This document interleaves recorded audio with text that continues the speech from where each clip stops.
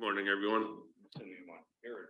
We will call the Board of Supervisors into session.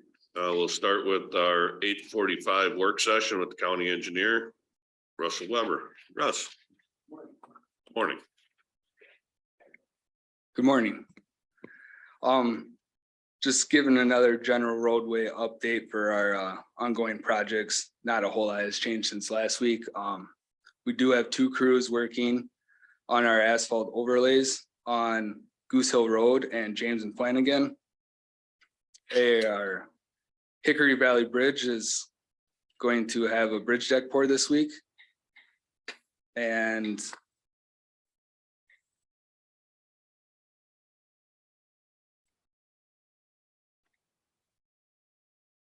our North Bankston, they're still grading, or sorry, Taylor or Ray's is planning to come in this week to close the road and start on that bridge on the North Bankston one. And then arterial, John Deere, Pierce Tobin and Fortson plan on continuing with the concrete pours on that south roundabout at Peru Road.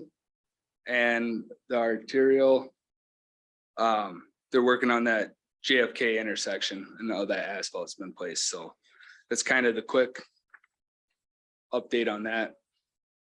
Any other questions that I can answer? I saw the Hammerand Road Bridge. They've made a lot of progress on that. But I think Schrader is out of there now. The bridge is.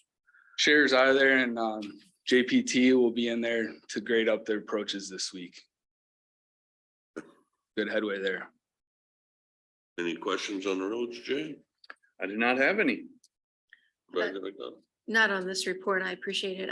I did have a citizen comment about the dust control. Have we been doing some of that? So, we don't do anything countywide for dust control. We kind of rely on the rain, and in the absence of the rain, it's getting pretty bad out there. However, there are two roads, Paradise Valley and Colander Road. We've getting a lot of complaints on there, but that's a cut through on the Highway 3 project, and they're using it as an unofficial detour. So after a lot of correspondence through the DOT, we are set to get that dust control, and we're gonna pay for that, but then the state will reimburse us for those two roads. But anything else that doesn't have effect within the corridor of that project would be non-participating. So this was a comment from someone who lives in Colander Road. Very appreciative. Said it makes the difference between being able to be outdoors and not. So thank you for that. Yeah, we You have a way of making us look good. yeah, so. we tried our best, and like I said, I've been in close contact with them and doing as much as we can within our power. So with that, for the general engineering discussion, I just kind of want to bring you guys up to speed on the assistant engineer position. I know it's been a while. So we put out for that 2-week posting, we had 2 applicants, one being a PE, one a non-PE. Both very good applicants. We offered it to the PE on September 13th. And after a week of sitting on it, he ended up declining that position. So now we're down to the one. And the other individual, although not a PE, he has a bachelor's of arts with an engineering science major and a mathematics and leadership minor. So we're kind of working with the NCES, the National Council of Examiners for Engineers and Surveyors, along with the Engineering Surveying Board of Iowa, to see if his schooling criteria would fit for him to be eligible to take the exam. So it's been going back and forth with him. I just wanted to bring this information up to you. So currently, he's submitting his school records to NCES to see if he has an equivalent degree, because his degree is not non-accredited, which means it doesn't register as qualifying education. But if he can submit his classes, and if NCES deems it being qualifying or a similar schooling, then he'd be able to sit for the exam and take his test. So he's a younger individual, more with a surveying background, but has the desire to become an engineer down the road. So he's fitting a lot of the good qualities, but it's still unknown if he can become a PE yet. Hopefully in the next week or two, we would know. And are you working with Gary McAndrew? No, I'm not. I can bring him up to speed, but with the two applicants, I was just wondering if that would be helpful for the equivalency. And I don't know why we lost the first candidate if it's in any way related to compensation.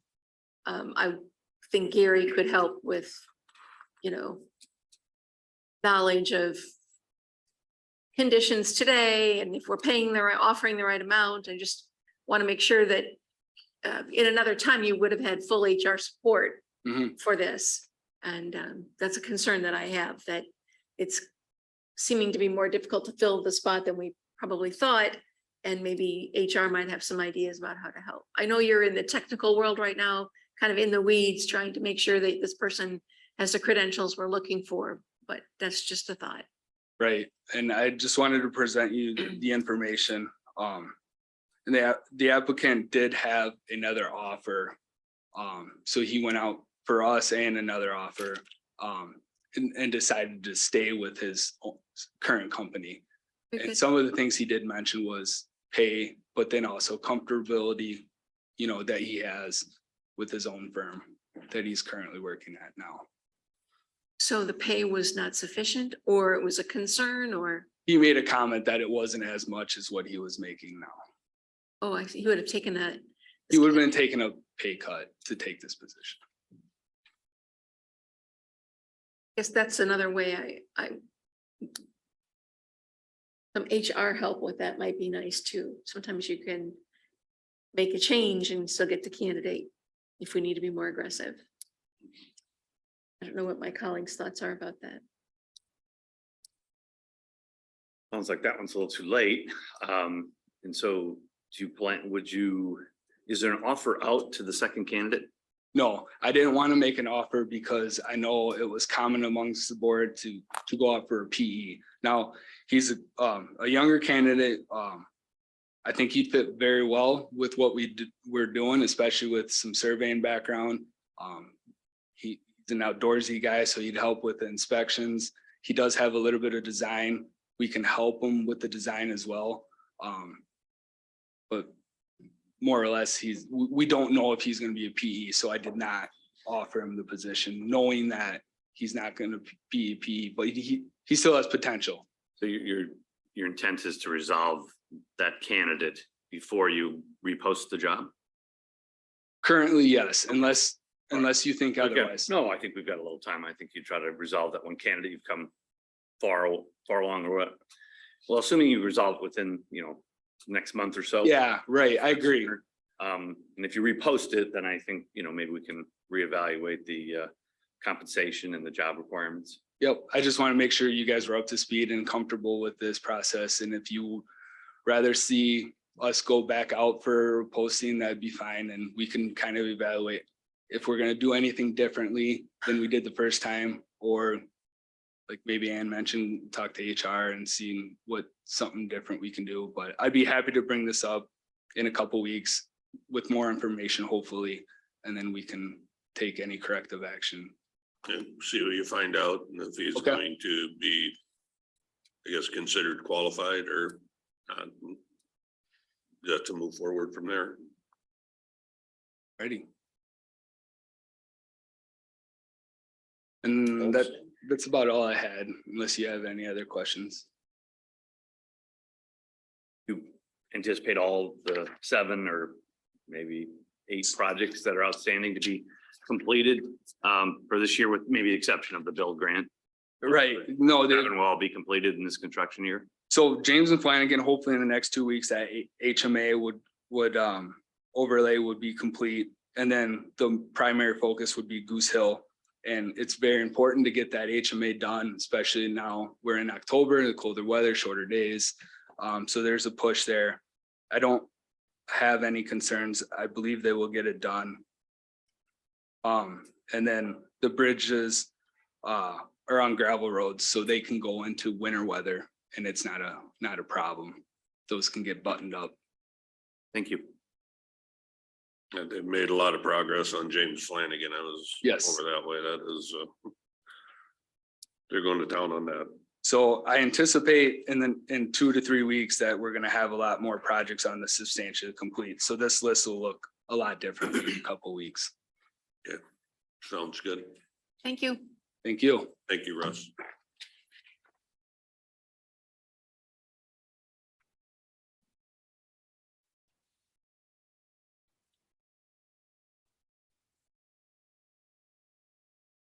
I will make a motion to recess till 9.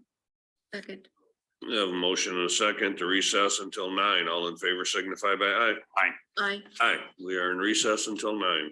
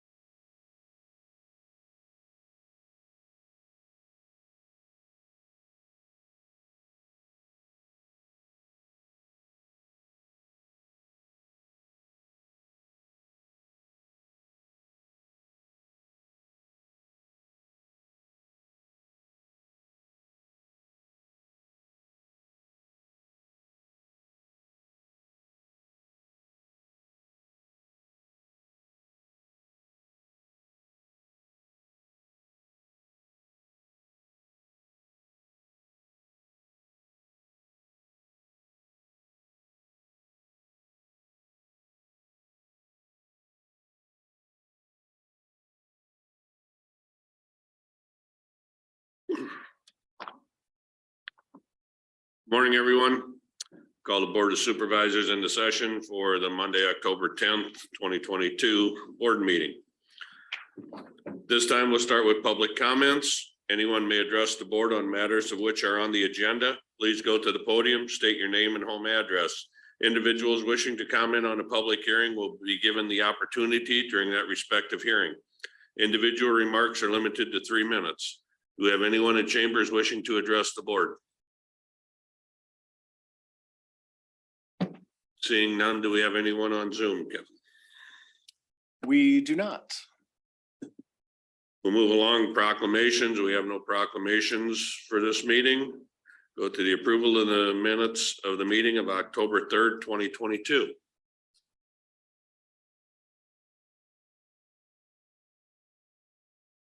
Motion to approve.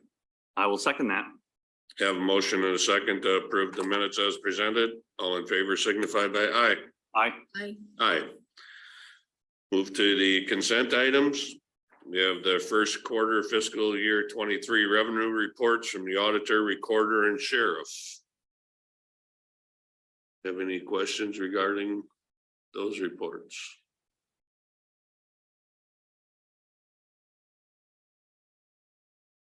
I will make a motion to approve all 3 consent items. Our consent item A for the auditor, recorder, and the sheriff. Second. Have a motion and a second to approve the quarterly reports from the auditor, recorder, and sheriff. All in favor signify by aye. Aye. Aye. Aye. There are no procurement procedures for this meeting, no public hearings. Go to the approval of plats.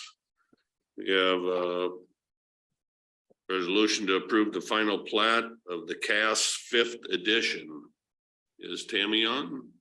I am. Can you hear me? Yes, we can. Okay, good morning. This property is owned by Black Barn LLC and Gary and Linda Ellen Miller Trust and is located 0.15 miles northwest of the city of Asbury along Asbury Road with a total of 10.28 acres surveyed. This property is zoned R2 single family residential. The purpose of the plat is to allow the owners of lot 2 to add more land to their lot. The survey creates 2 lots. Lot 1 is a total of 7.92 acres surveyed and will remain in current ownership and residential use. And lot 2 is a total of 2.36 acres surveyed with a home and a shed, and it will remain in current ownership and residential use. Lot 1 and lot 2 will use existing residential entrances off of Asbury Road. There were no additions or corrections required for the plat, and there are no mortgages on the property. This plat's been reviewed by myself as plat's officer. It has all the required signatures. I respectfully recommend approval. It's pretty self-explanatory there. As you can see on lot 2, they're just adding a little land because the current lot, they've already kind of built over that, it looks like. So they're just correcting some property lines here, and it's zoned residential and it's allowed.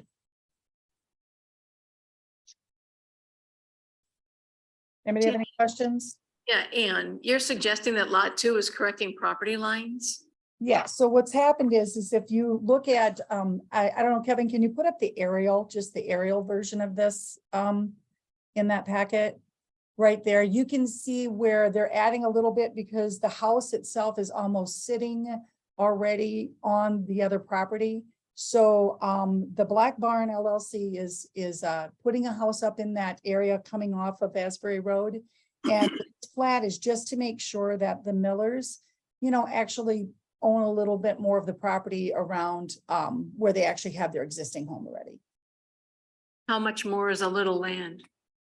Well, it's going to 2.36 acres and give me a second to find what it was. I think it's about a half an acre is being added. So they had a total of 8.48 on the large lot. And it's going to 7.92 and the smaller lot is going up to 2.36. So the smaller lot was, I'm just looking at was 1.24 and it's going up to 2.36. So it's actually adding a little over an acre. So Tammy, this is Harley. So the aerial photo that you have up there now is the way it was? Right, correct. And the plat is showing where the new lines will be. And that aerial photograph that you see right now, over to the east or the west side of that lot, There is a home being built up there right now, and this property is all zoned residential, has an approved entrance from the county engineer's office. And I would think somewhere down the line, you may see a couple other homes up in there in that larger lot someday. Jay, any questions? I'm good. Anything further? A motion to approve the final plat. I will second that. Have a motion and a second to approve the final plat of Cass 5th edition. All in favor signify by aye. Aye. Aye. Aye. Next we'll go to resolution to approve the final plat, Markham Acres. Okay, this property is owned by James and Linda Markham and is located 2.13 miles northwest of the city of Rickardsville along Flanagan Road with a total of 37.965 acres surveyed. The property is zoned A1 agricultural and A2 agricultural residential. That was on zoning case number 0621 of 22. The purpose of the plat is to separate the buildings in the pasture area off the crop ground land for future sale. The survey creates two lots. Lot 1 is a total of 11.437 acres surveyed with a farm, home, and buildings, and it will remain in current ownership and agricultural use. And Lot 2 is a total of 26.52 acres surveyed and is going to be sold. Lot 1 will use an existing residential entrance off of Flanagan Road, and Lot 2 will use a 33-foot wide access and utility easement off of Flanagan Road. There were no additions or corrections required for the plat. There's no mortgages on the property, and I respectfully recommend approval. So this is one where we have divided the land because it was an approved A2, and this is the plat that's following that A2. Does anybody have any questions? I don't have anything. Supervisor McDonough?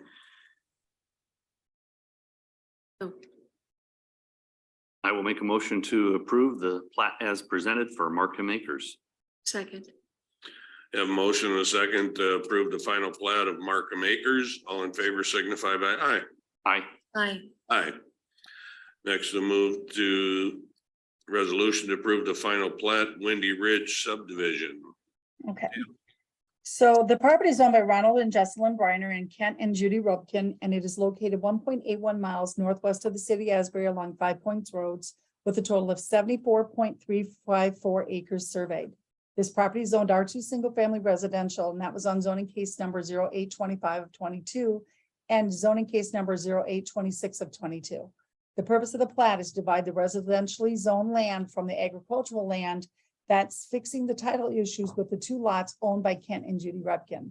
The survey creates 5 lots. Lot 1 is a total of 1.389 acres surveyed with a home and 2 sheds, and it will remain in current ownership and residential use. Lot 2 is a total of 1.500 acres surveyed with a home and a shed, and it will remain in current ownership and residential use as well. Lot 3 is a total of 30.061 acres surveyed, and it will remain in current ownership and agricultural use. And Lot 4 is a total of 17.510 acres surveyed with a shed and a grain bin, and it will remain in current ownership and agricultural use. Lot 5 is a total of 23.894 acres surveyed and will be combined with lots 3 of Windy Ridge subdivision plat 2, and it will remain in current ownership and agricultural use. Lot 1 and Lot 2 will use existing residential entrances off of 5 Points Road, and Lot 3 will use an existing field entrance off of 5 Point Road. Lot 4 will use an existing field and residential entrance off of 5 Points Road, and Lot 5 will use an existing field entrance off of 5 Points Road. There are no additions or corrections required for the plat. The mortgage holder's acknowledgement is signed and attached. This plat's been reviewed by myself as plat's officer, has all the required signatures. I respectfully recommend approval. So this goes back to the zoning cases. So when you, again, Kevin, if you could put up the aerial, I'll show a little bit on the aerial there.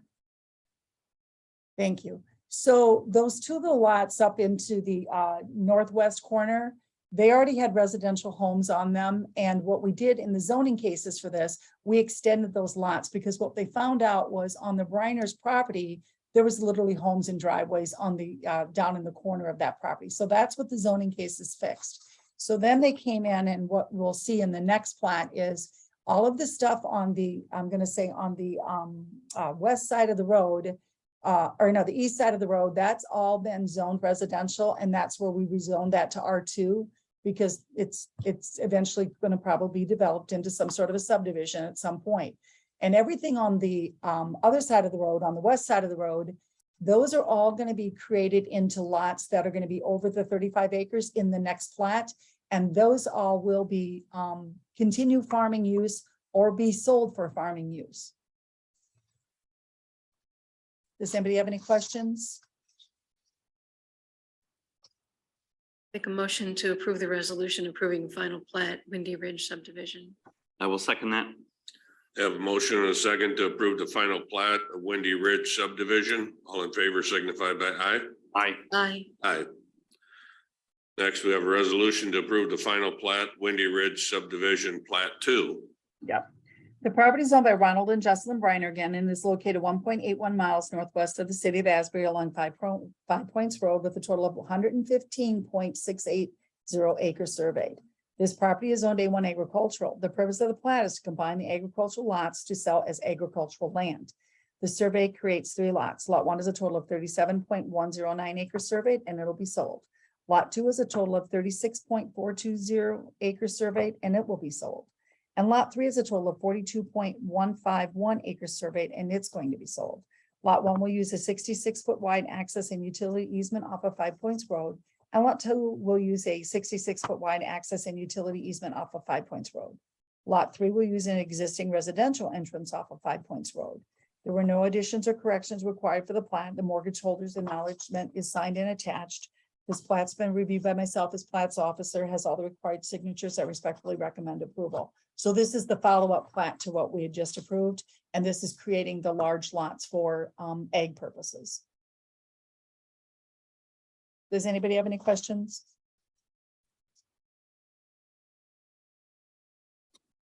I will make a motion to approve the Windy Ridge plat number 2. Second. Have a motion and a second to approve the final plat of Windy Ridge subdivision plat number 2. All in favor signify by aye. Aye. Aye. Aye.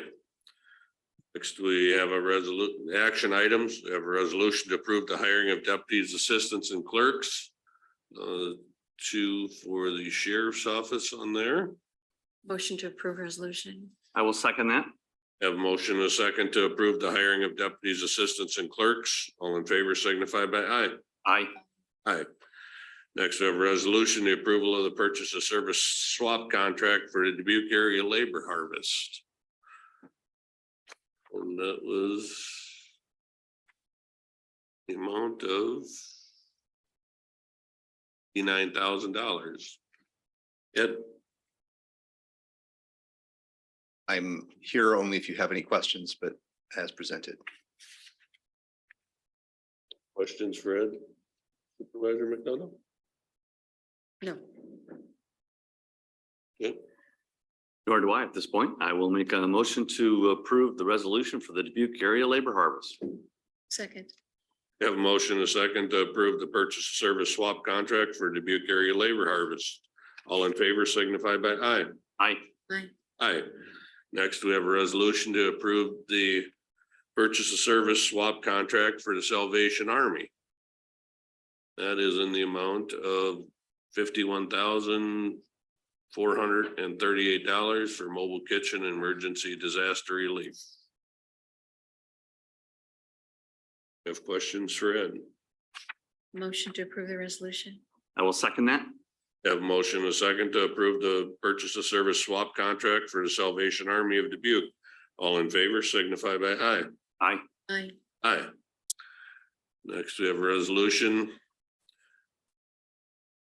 to approve purchase of service swap project funding to the Dubuque County Health Department in the amount of $15,000, and that is for the strategic plan.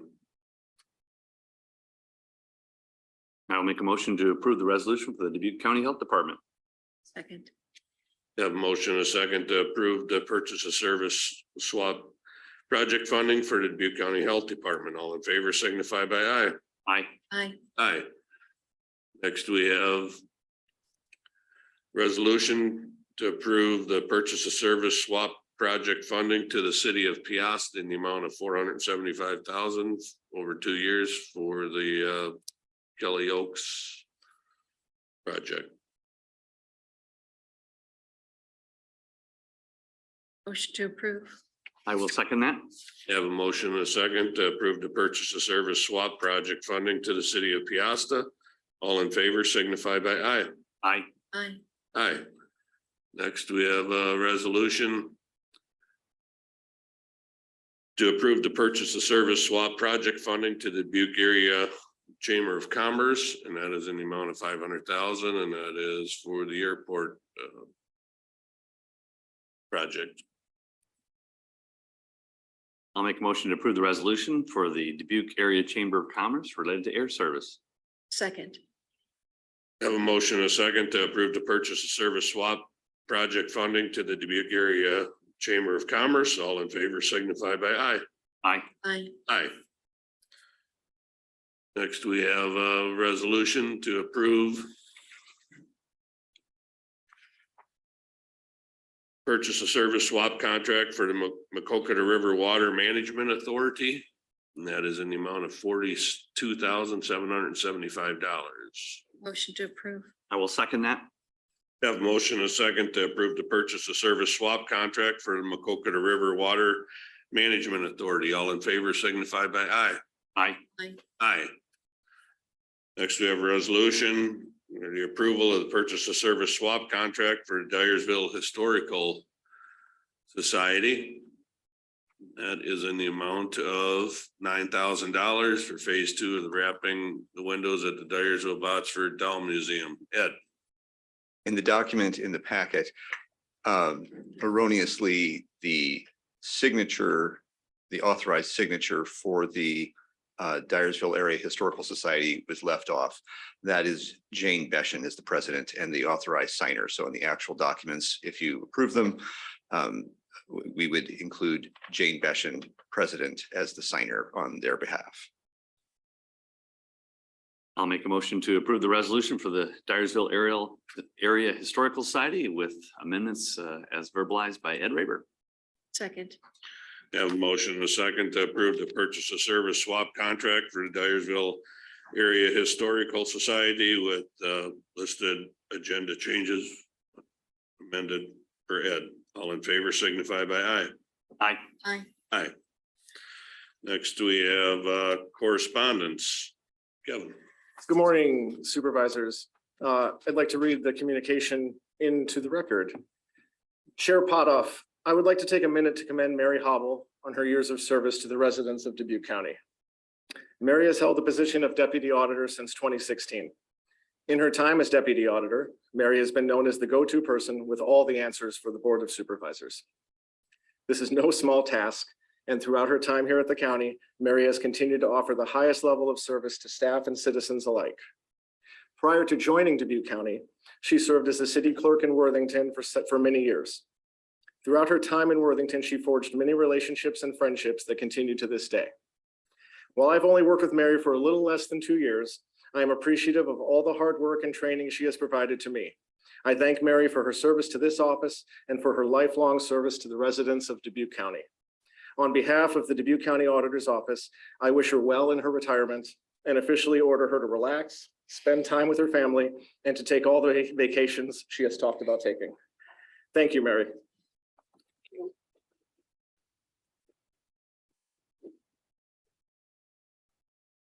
We do have a plaque to present to you. And how about we get a picture of you and the supervisors, please?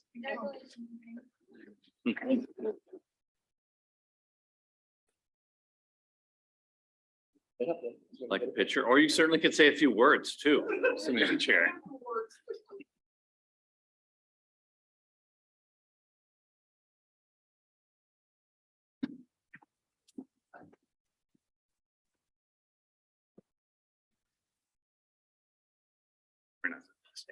Last week.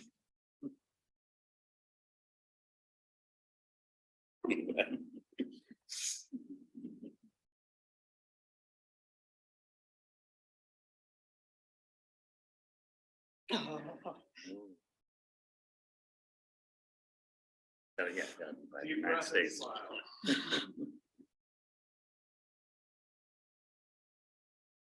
Thank you.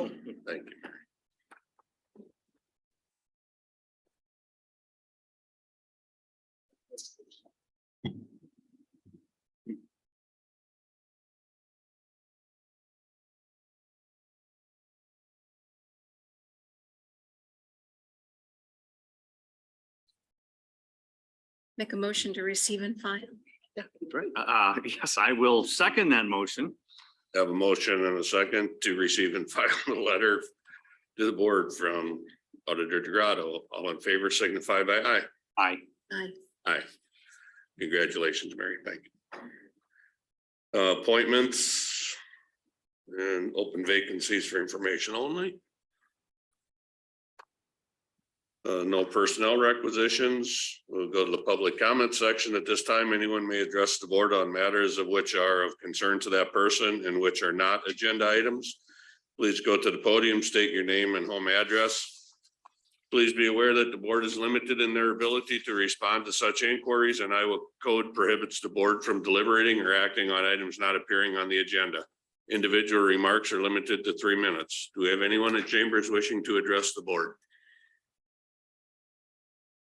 Seeing no one in chambers, do we have anyone online, Kevin? We do not. That will end the regular board meeting. We will move to our work session, a 9:15 work session with the county engineer and sheriff regarding moving permits. Russ.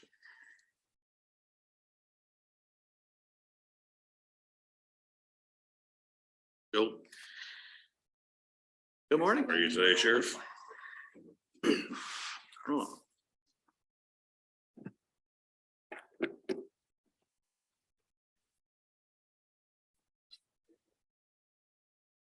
I can start.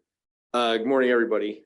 We wanted to talk to you today because we need to find some sort of a resolution to a situation that we have in the county regarding permitting of vehicles and in particular something for our local residents, people who are taxpayers and business owners in our community.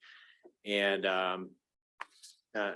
the ability of some to have full use of county roads while others do not have that use. This all kind of came about, as you're well aware, and we spoke to you before, we've been out on Prairie Creek Road because people have complained about one of the local trucking companies has been using that road, which is marked as a 3-axle limit road. And we've spent a significant amount of time out there doing traffic enforcement and have not really had much productivity in the area of enforcement. It's a very lightly traveled road. And we just, I think in the last 3 years, we've written 1 ticket to the company that was complained about. But something else came to light in a more recent enforcement effort that really made me question why we're out there even doing this. One of our sergeants was out there. This is listed as a 3-axle road. The first vehicle he stopped that day was an out-of-state person towing a 2-axle camper, which by definition was a violation of the roadway ordinance. He spoke with the driver. The driver explained to him that he was not aware that it was a 3-axle limit road, that he specifically had passed other roads that were marked 3-axle limits so that he could avoid violating our local ordinance, and said his claim was that the road was not marked that way. Our deputy or our sergeant said, well, he was going to issue him a citation, but he'd go back and check. And he took the gentleman's phone number, went back and checked, and there was no sign marking that the road was a 3-axle limit. So he called the gentleman up, told him to tear up the ticket because obviously he wasn't expected to know that, and moved on. The second vehicle he stopped that day was a milk truck owned by one of the local companies, and in which would also been in violation of the ordinance. That milk truck was able to produce a permit that said that they were allowed to be on that road, which I can't imagine why, as there is not even though it was a pass-through permit, the bulk of the roads that were listed on that, as part of that pass through, there are no dairy operations on those roads. So, I guess in all fairness to all of our tax-paying citizens, I guess I have to really question why we're allowing certain groups to have permits to travel roads. And we're not allowing other tax-paying entities to do the same, or provide them a permit of some sort so that they can also travel those roads which they pay for.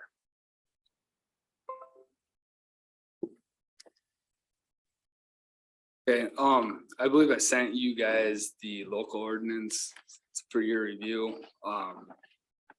And there kind of clearly states the roads that were 3-axle limited, very specifically dates but all the way back to 2003.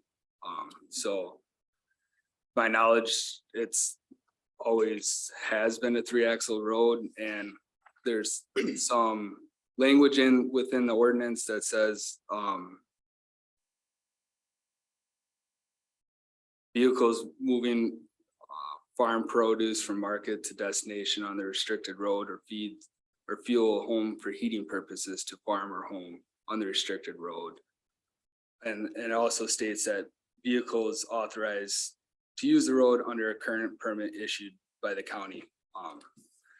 So I guess as far as the milk permit goes, we do have an annual raw milk permit, and that's issued to the local companies doing hauling on that.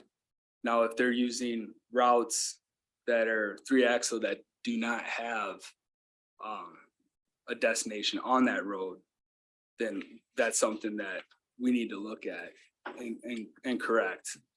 It shouldn't be bypassed, but more or less, you know, the roads department is just kind of fully enforcing this ordinance that was in place prior to my time here. And questions, I'd be happy to answer. Yeah, and I just want to make it clear, you know, we're not here trying to jam up the milk companies. We understand that they have a job to do.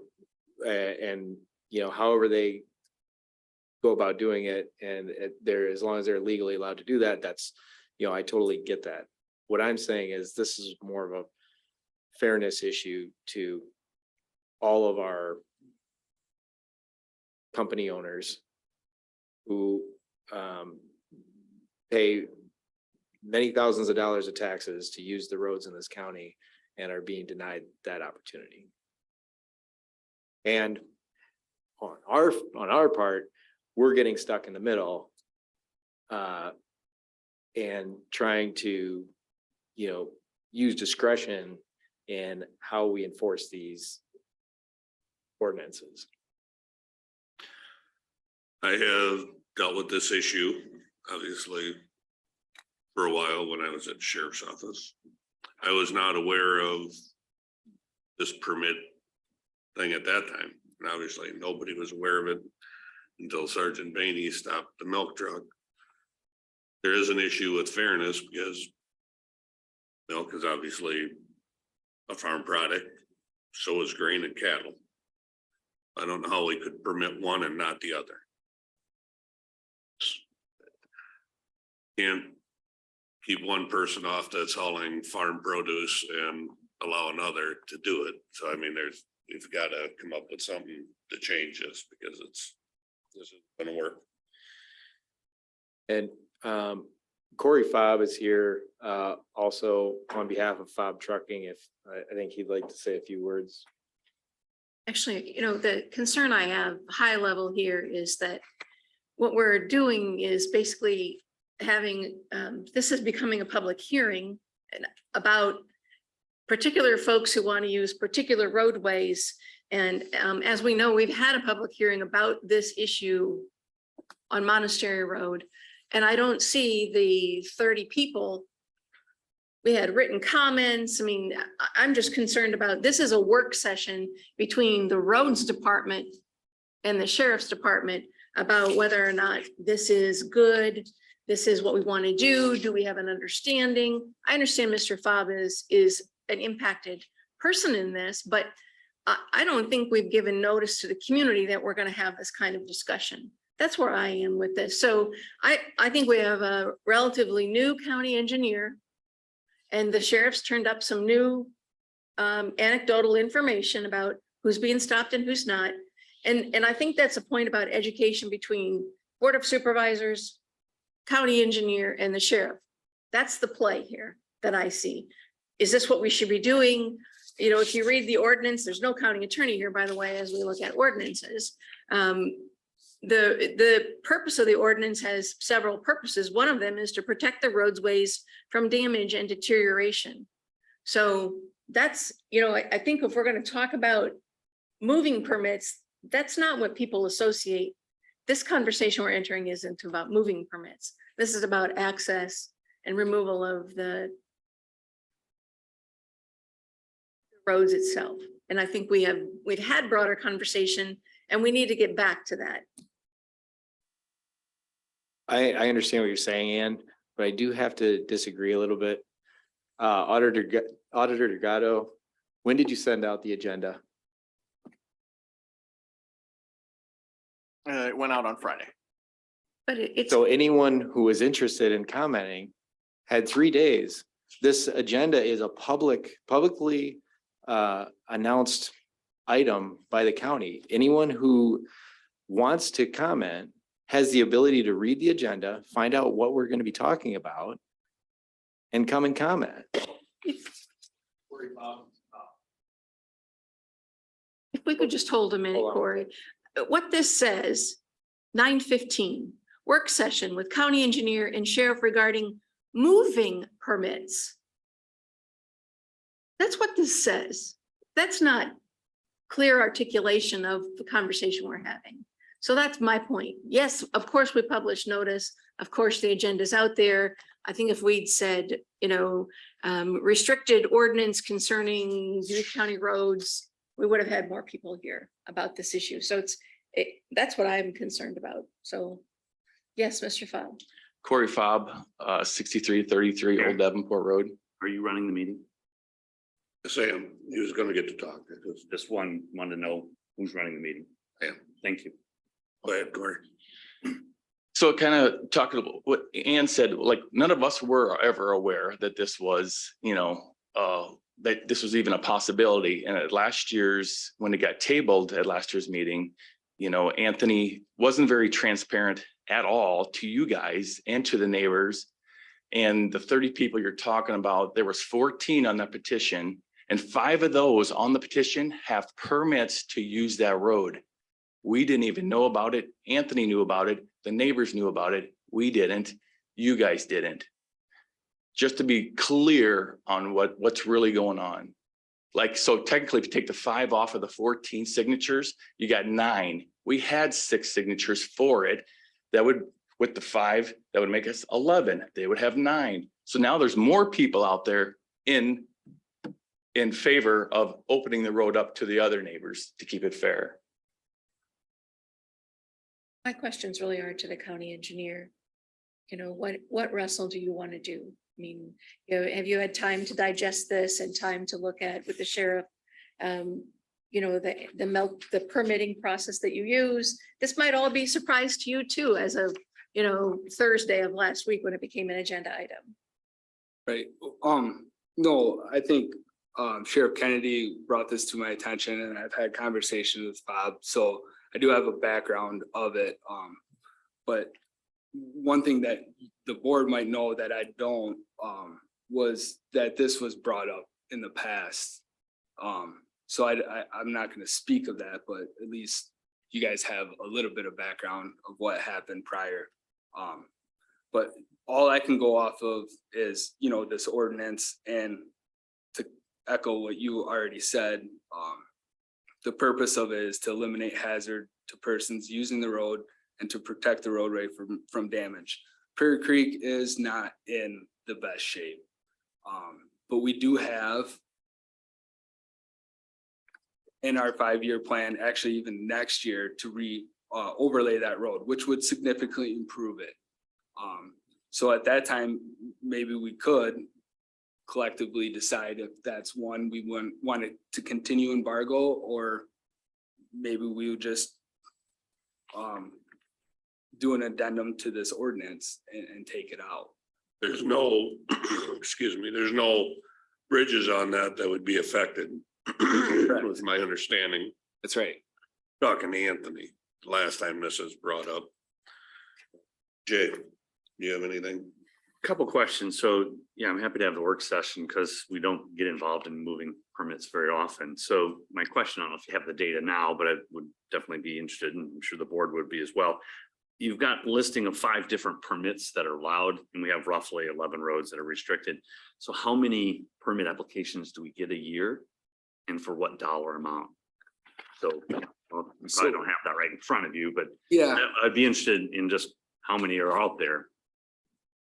Yeah, we have 4 types of permits: a single trip, an annual oversize, an annual oversize and overweight, and an annual raw milk. How many we collect, I don't have that information with me.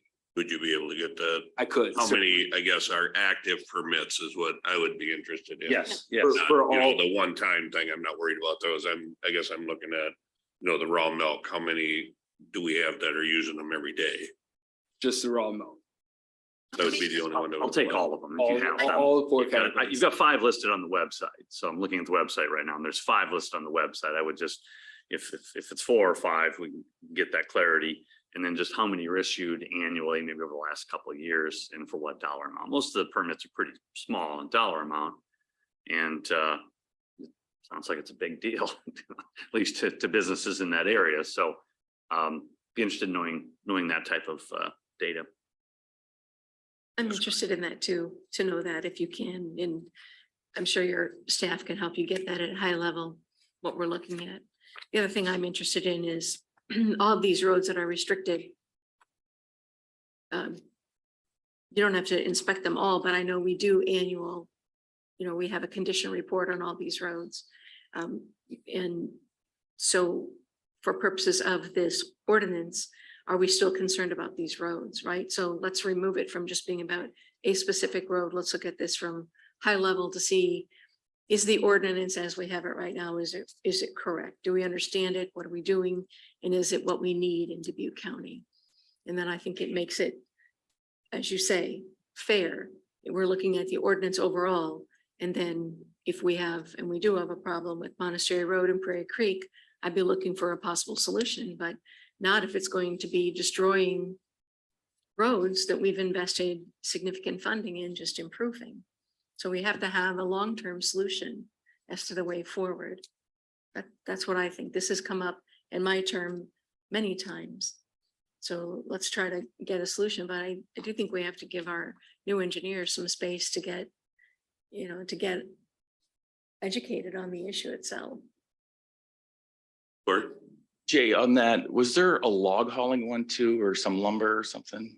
I just see the 5 I see on the website are the moving permit annual oversize, the moving permit annual oversize and overweight, the moving permit raw milk, moving permit single trip, and the moving permit trip axle single trip permit.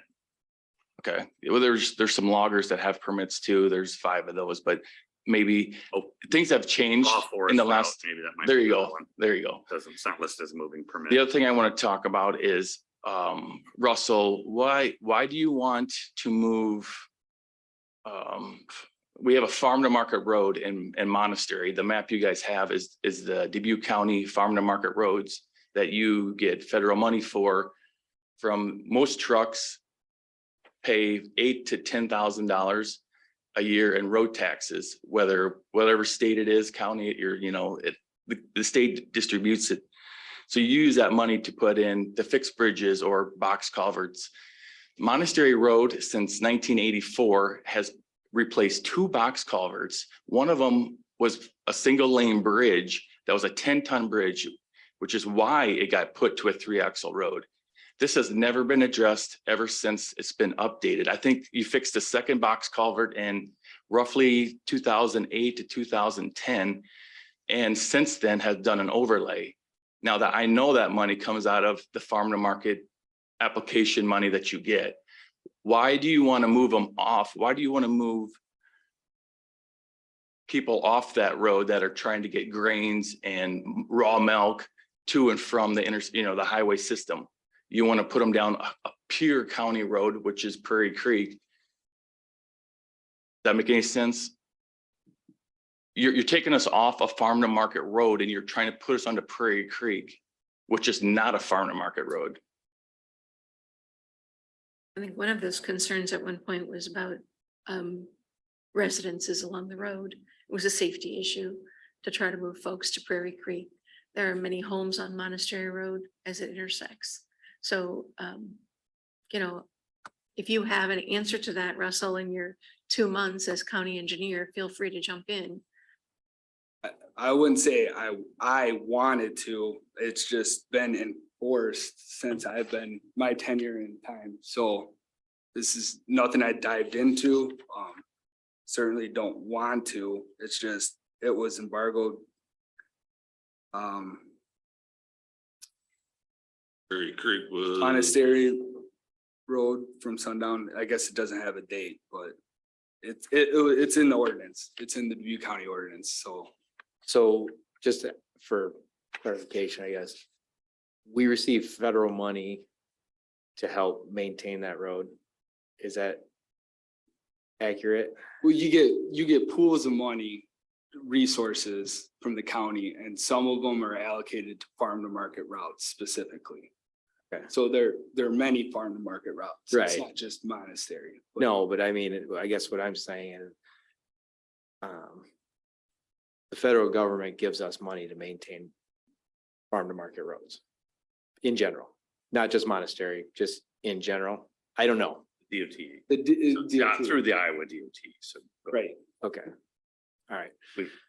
Like, for example, a build grant is direct federal money, actually oversight by the DOT, but the DOT administers all of our federal funds and or bridge program and various other programs. Okay. Russell, I'm sorry, Well, I'm just, because I'm thinking like, when we have, like, I'll use, for instance, our VAWA grant, our Violence Against Women Act grant. We receive federal money. The only thing that we can use that money for is directly related to, if it's under the VAWA grant, we can only charge overtime to domestic assault cases, and so I guess when you're using federal money, shouldn't we be ensuring that we're doing supposed to be doing with that money? Most, I think we were. yeah, most of our funds are from our local option sales tax and our rural services levies.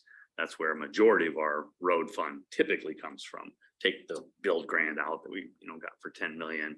Federally, normally that doesn't occur. In fact, that's the first one we've gotten in my term. And then there's various programs related to bridge structure that we receive. That's how we're able to do a lot of the bridges, but we don't receive hardly any federal funds No. related to our rural road programs. But it's tax dollars, local tax dollars. And so I think the point still is, whether it's federal, state or local money, I think the public has a right to ask questions and figure out what the best usage is. My comment would be, on your road, ideally you'd want larger traffic to be on the Southwest Arterial and or Y-21 designed for that load. However, there is obviously rural and farm market considerations, but if I had my magic wand, I would route those heavy trucks on those roads and then obviously local transport only and or residential and school to traffic would be on the other roads. But it's very difficult in a rural environment and ag environment. Well, and I agree with you. I mean, I think ideally when the Southwest Arterial was built, I think the intent was for the trucks to take Southwest Arterial from the 61-151 over to Highway 20. Unfortunately, and as we talked about with Anthony at the time, the intent was when Southwest Arterial opened, he was talking about opening up Monastery Road so that the local trucks could cross. I don't know that the I guess interstate drivers that were cutting across Monastery Road, I don't know that that's slowed down really at all. They're not going down at Southwest Arterial like everybody anticipated. They're still using that road as a cut across. And I know when I talked to Russell and he talked about, constructing Prairie Creek Road in a manner that would be able to handle truck traffic. One of the concerns that we discussed was whether those trucks would then, come up Monastery and then cut across Prairie Creek, and then we'd have all these interstate trucks, going down this county road. I don't see that being an issue. They're going to follow their GPS. Their GPS is going to tell them that the shortest route is to take Monastery over to Sundown. And, that's not going to be a problem that I see happening. We have the same issue with Swiss Valley Road. That may have eased up now, being the interchange went in, but truckers using that to cut across. Yes, go ahead. Yeah, Corey, again, in all fairness to the people on Prairie Creek Road, it's a longer road than Monastery Road. Like Ann wants to be fair to people on Monastery. You got to be fair to people on Prairie Creek. I don't think they signed up for the farm to market truck traffic to go across their road when it's not designated as a farm to market road. So what I was going to interject is that, and Stella is here and she can confirm this, as to whether or not the funds are being used accurately and correctly. It's billed back to those grant accounts. The roads, when they go out every day, there's detailed information about who's working on what project, and it's accounted back. So those tickets are run through to know that those funds are being pulled down for, it's all very accurate. So I don't want it to be like it just goes into a pot of money and it's all just whatever comes up next. It is accurately billed back to each of those grant funds. So we know what it's being used for. Questions about that, Corey, could go to the budget director who's got all that information on spreadsheets. But, there is a plan, or there was a plan when Anthony was here. I'm talking is my memory, Prairie Creek Road, what to do about that was undetermined. Certainly, we're not going to go back to Monastery Road and make tremendous improvements when we've been there, done that for what its designated purpose was at the time. Now we're looking at Prairie Creek Road. Nobody wants the traffic moving on their road. Nobody does. I wouldn't want it on my street. I don't live on a street where truck traffic goes by for one of those reasons. These are agricultural properties and they use the roads for these purposes. I understand that, but let's get an opportunity to look, where is Prairie Creek Road? What would it take to take the traffic that we're seeing? And we can still embargo some roads and open another. We just need to draft it correctly. And I don't know where Prairie Creek is on the 5-year road plan.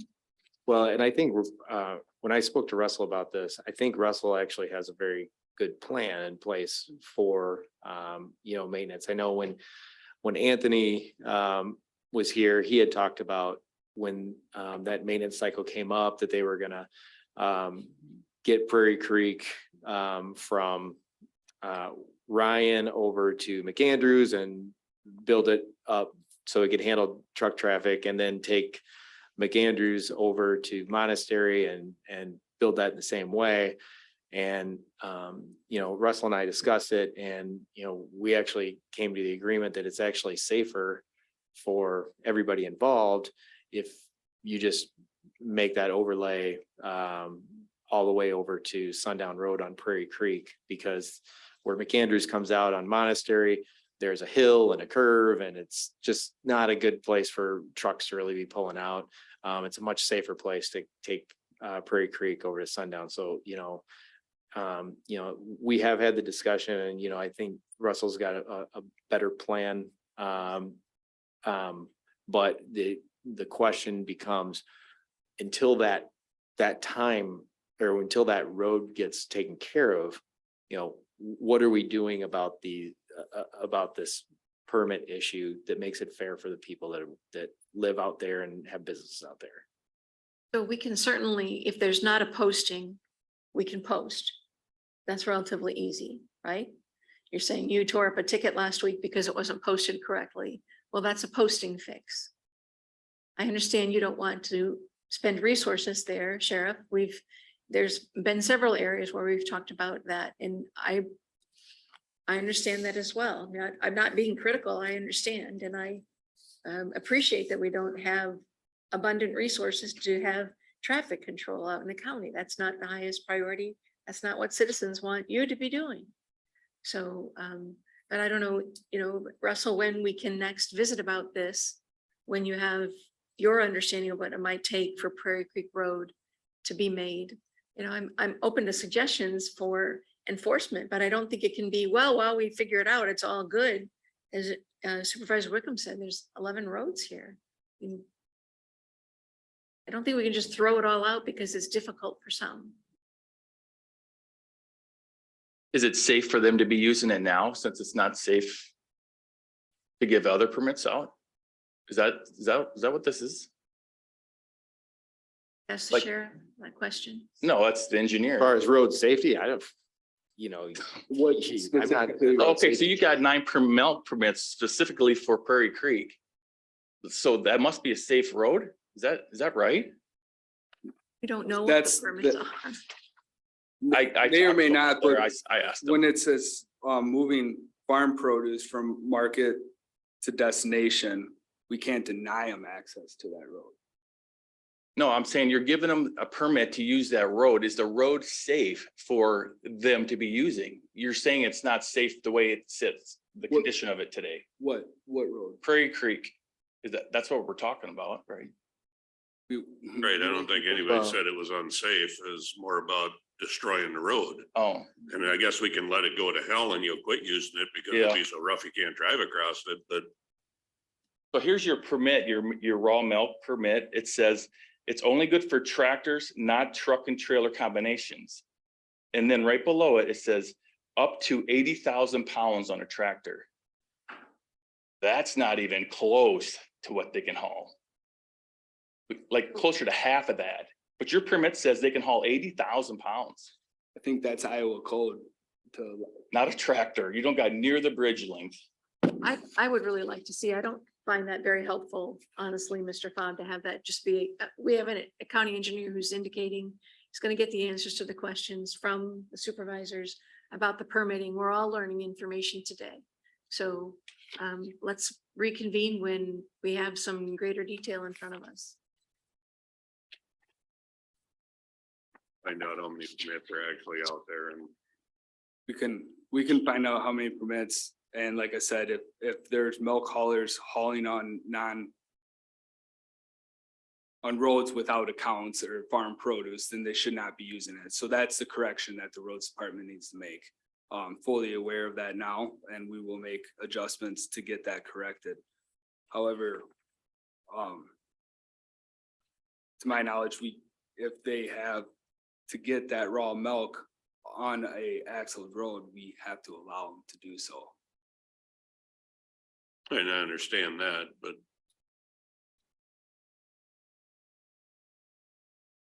fobs are hauling farm produce, also grain, livestock, But you know, they have, you know what I'm saying, it's kind of difficult to pick one and not the other. We got to be fair to everybody. Sure, So I'm not sure why. why Prairie Creek is in 3 axle. It's either all or none. Either they get to use it and everybody uses it, or nobody uses it. That's about as fair as you can be. But the sign's obviously missing on it, so you can get your crew out there to get the sign back What up. road was that? I was Prairie not. Creek at sundown.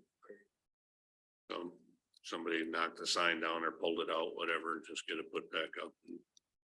That's the first I heard of that. We'll set up another work session where we can figure out some more of this, if we need some more public input or whatever to satisfy Ann's portion of it with, you know, the residents along Monastery.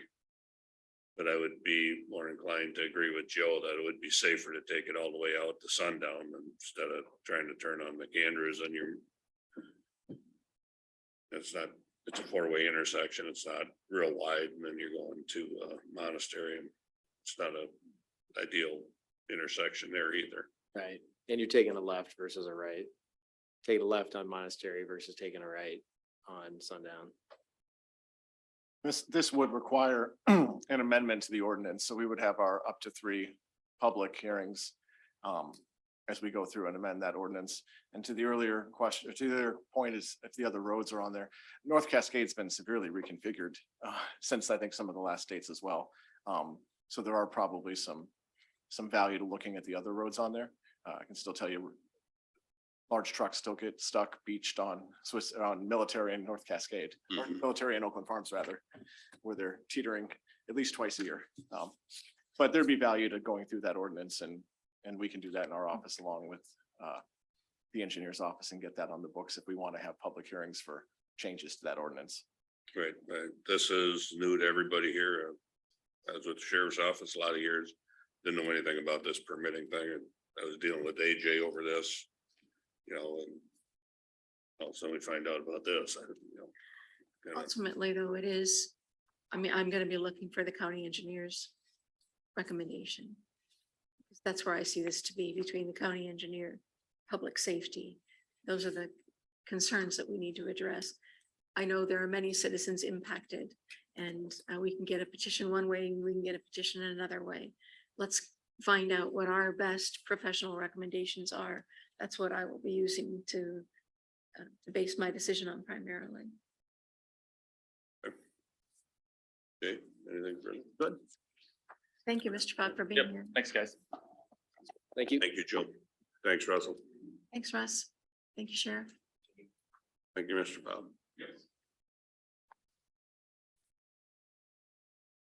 Okay, we can move on to our next work session with regarding the HR director search. Good morning, everybody. On Friday, the supervisors and a small group of county staff, including myself, participated in 3 interviews for candidates for the HR director. You have the list in front of you that has the assigned numbers.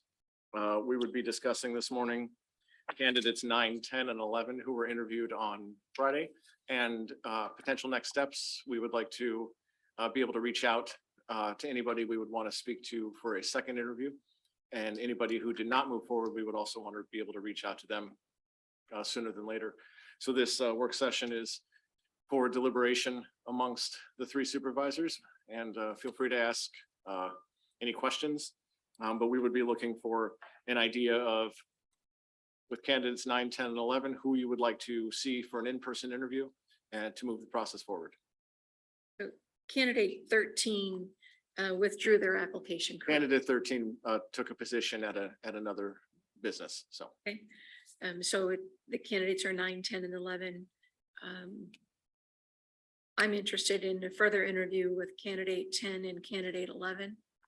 That would be my opinion, and I'd like to have that be with specific department heads and elected officials. Those, as well as, you know, I don't know if we're going to do a series of interviews. Certainly, a candidate would need to be have opportunity to be questioned by our HR department staff, or at least have input, I think. But I felt it was wonderful to have the candidates be present over Zoom, and it was informative for me. Yeah, we'll take whatever guidance emerges from the deliberation today. I think it's a good idea to have elected officials and department heads, specifically the sheriffs, you know, Danny from Sunnycrest, I think are some of our larger employers within our organization.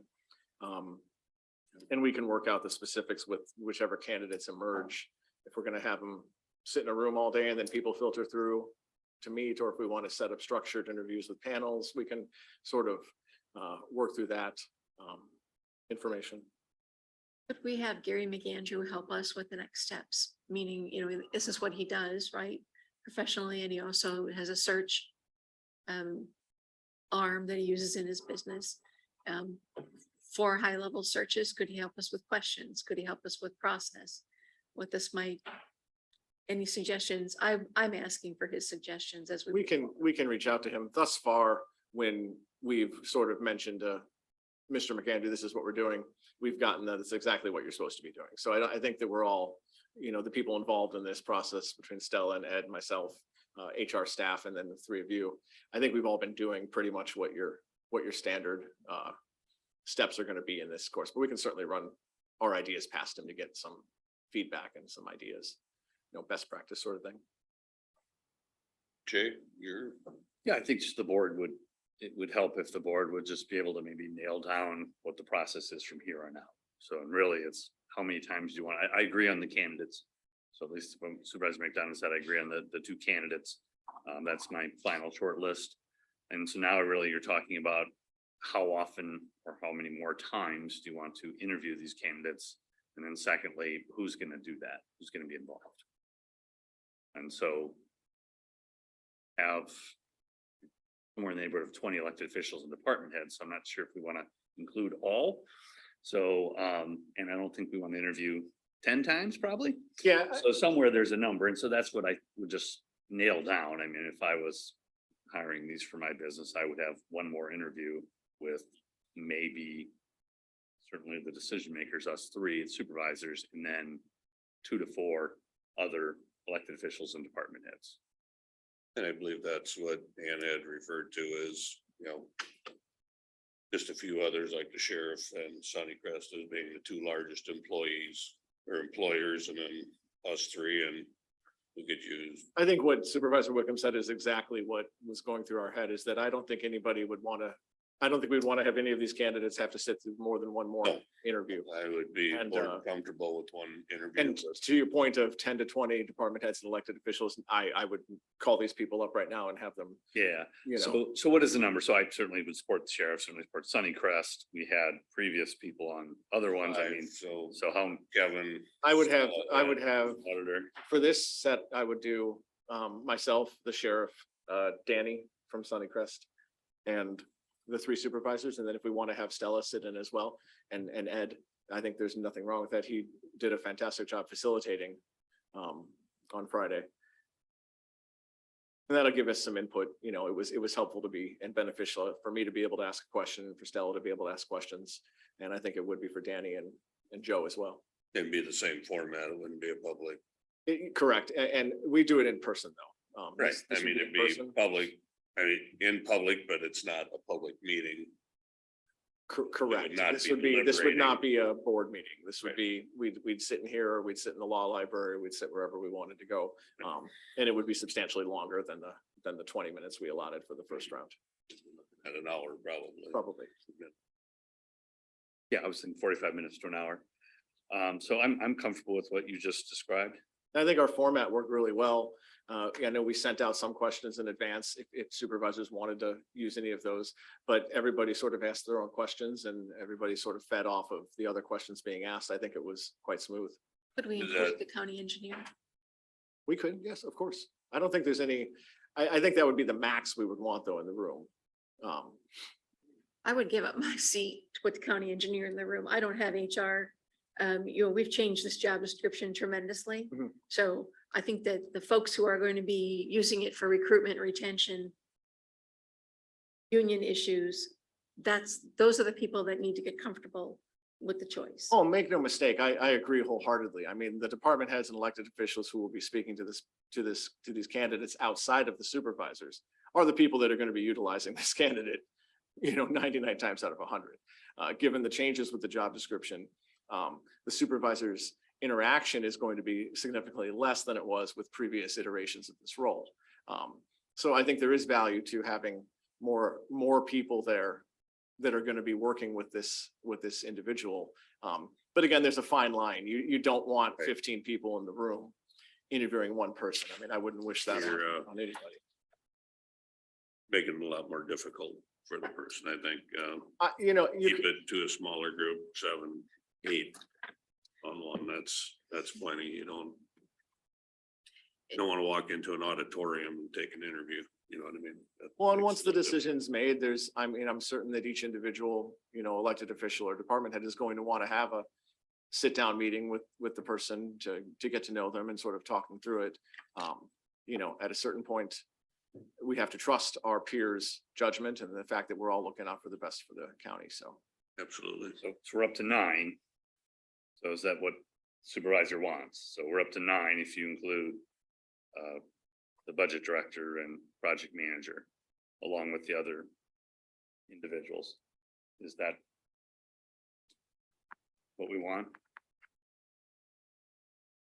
I would be happy to drop off Ed and Stella. They've already met these candidates at least once. And have a smaller group there and include the engineer, but that's my comment, more 7 versus 9. The budget director is more important in the meeting than I am. You're welcome to not attend. So, I mean, I we have understand. discretion, so am I. I mean, we all have discretionary, and I don't say that meanly. We can say what we want. Right. We can disclose these candidates right now.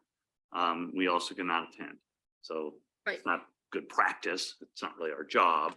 But if we feel that we're not being of value, each one of us can step out. And I have stepped out of numerous meetings, not necessarily Board of Supervisors, but others. So 7 or 9, I mean, that's just looking for resolution, solving it. I would like to see the questions, but I do not need to attend. So, but the questions, because based on the questions we had Friday, you know, my focus is on ability to handle labor relations with competence and with experience. So I think then that doesn't, I don't need to ask those. There are other people in the room that are going to be impacted by that. Are you comfortable with those being the final 2 candidates that we move forward with, Supervisor? Paul? Yes. So that's good. We have unanimity on that. That's great. I think that's a big deal coming out of this. So I was pleased to meet all the candidates, but I think moving forward with those folks, we will get, I mean, other people have to be comfortable more than me with our department heads need to be comfortable and that they're going to get good advice and have opportunity to build relationships with the final director. When are you looking at doing this, like this week yet, or? We'll need to reach out to the 2 candidates Today's, that we've identified we want to move forward with and see what their schedule. I don't know what's gonna happen next week. If I'm gonna be here or not. I mean, I'll be here on the Zoom meeting. Part of this group of 7 to 8 to 9 people we're talking about too is we're not going to be able to wrangle everybody's schedules and get everything. At some point, we're going to make sure that the 3 supervisors have relative access to whatever time and day we choose with the candidate.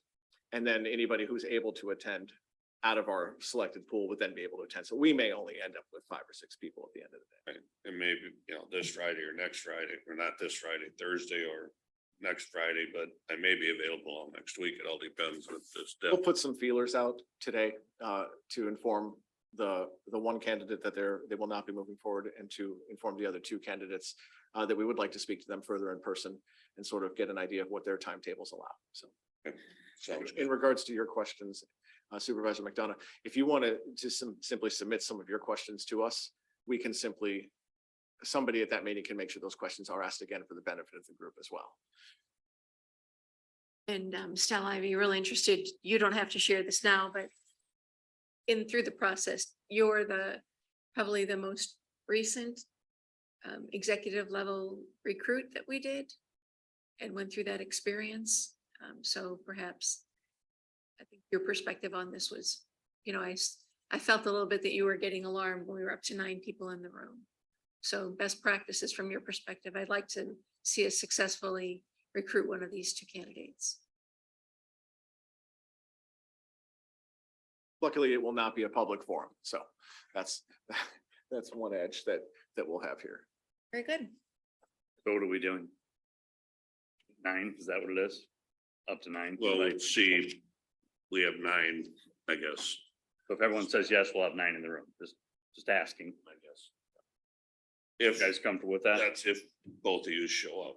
I mean, both of you are I saying fully you might plan not. to be involved. I think it's important. I think it is also. And if we end up with 9 people, we won't do it in here. Because if we do it in this room, you know, we put ourselves at a table and we have plenty of space throughout the county to meet, so. Okay with 9. I'm okay with it.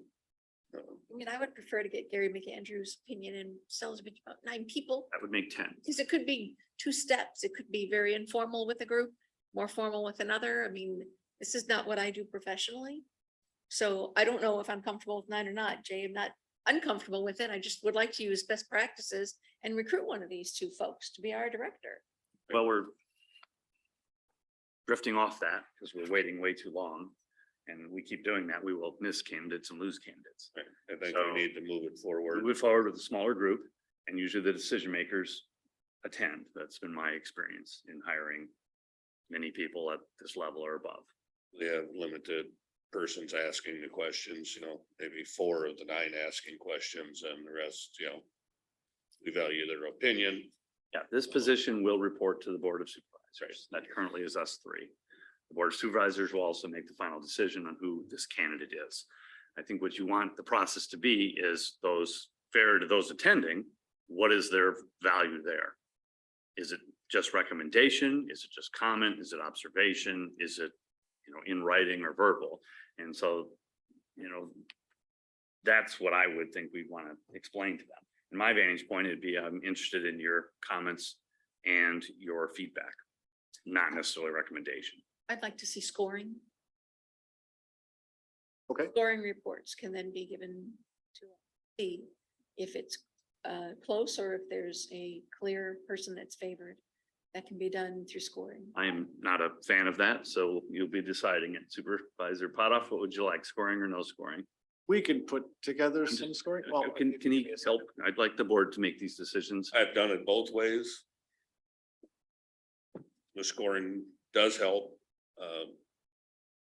But just general comments from them works just as well as far as I'm concerned. I'm not, Just pick one. We're fine. You got one saying have scoring, the other one saying I'm Supervisor not Potoff. providing. The the difficulty with problem with general scoring comment. is everybody scores different, Exactly. but then again, you go with comments and everybody thinks different. also. And the scoring won't necessarily determine the final results. No. So that's why I'm It not a gives big you, fan. it gives you an idea if there's a clear Correct. path or if Right. they're both. Would you like to use scoring in this process for the next meeting or not? If I think could- we will use the scoring. So Okay, what I was going to say, and I still think it's a relevant comment, if I might. There will not be a way for the interviewers to give us comments. Because what they say to you and to I will never be in the public. We're not going to have 7 people come in and tell us about candidate 1, what they liked and didn't. So some of it has to be by comment and by scoring. How would we debrief people about what their thoughts are? I mean, I just think the process gets kind of not very helpful. nothing is stopping any of you 3 from reaching out to these candidates and having a phone conversation with them either. I'm not a fan of the scoring personally. I think from watching the reactions and the reviews and sort of everybody on the Zoom calls on Friday, that in fact, there is a clear cut front runner out of the 2 that we've chosen to move forward. And so I don't know that a scoring system is necessarily going to do anything other than completely sort of show that. And I think that's something that we already know. I mean, at least I felt that way. And I seem to get that understanding I don't from, know which candidate that is, so. All the same. All right, I'm done. I got nothing. I think it was decided we're using scoring though. You 2 wanted to score, use scoring, Yep. so we'll use that. We'll use that. And so, we're pushing it back to you. Is that something you're going to do? we'll work with Gary. Each of these things adds more time to this process and we're trying to move as quickly as possible. I would agree. And So, We definitely want to move it forward as fast as we can. but if we're doing scoring now, does the board want to approve the scoring mechanism prior to it being released? On a 1 to 5 rubric, you mean, or? We were gonna do 1 to 10,000 if that's okay. I would say on a 1 to 5 and just on the information presented on your basic 5, That's fine. Yeah. We can pull something down. I'm sure Gary has a form somewhere that we can borrow. That's your just communication standard, skills, your you know. answers. Thank you. signs, favorite sushi, long walks on the. Thank you beach. for shepherding this process or leading it, shepherding. Thank Ed and Stella as well. They've been a huge part.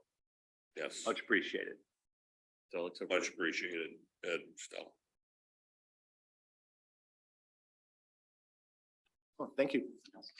I'll make a motion to adjourn. Have a motion and a second to adjourn. All in favor signify by aye. Aye. Bye. Aye. Thank you, everyone.